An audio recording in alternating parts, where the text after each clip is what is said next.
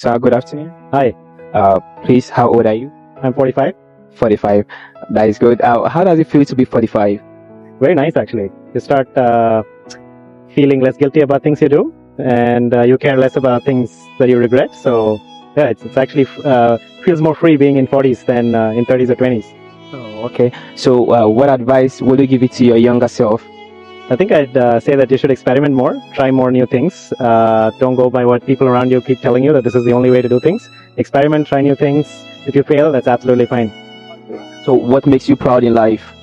Part of my life. I'm glad I'm here in Canada. Been here 15 years, and I'm glad I made the choice to move to this country.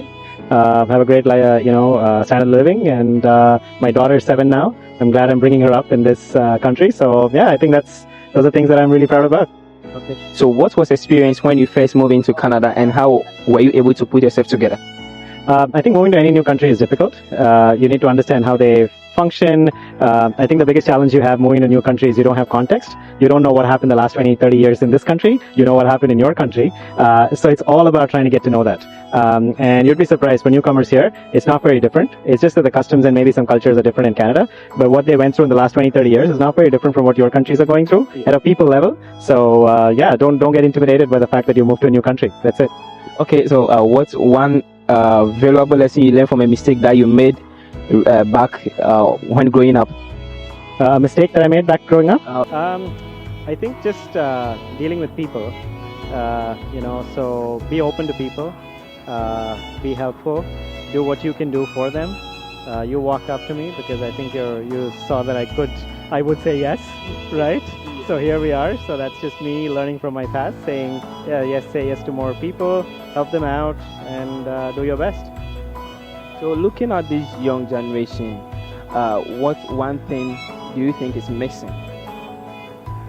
I think it's very easy to kind of judge people who are growing up because I have a lot of information. I've been on this planet for long enough.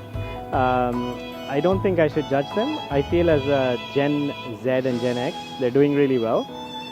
They're breaking away from the norms that boomers and Gen X had created, which is very nice to see. So I don't think I would pick any fault with them. They're evolving, they're learning, everything around them is changing. This is the age that grew up on devices. I didn't. So it's a very different world. So yeah, I mean, I think they should stick to their basics, see what works for them. But the one thing I would definitely recommend is put the device down every once in a while and talk to people around you, make those real connections.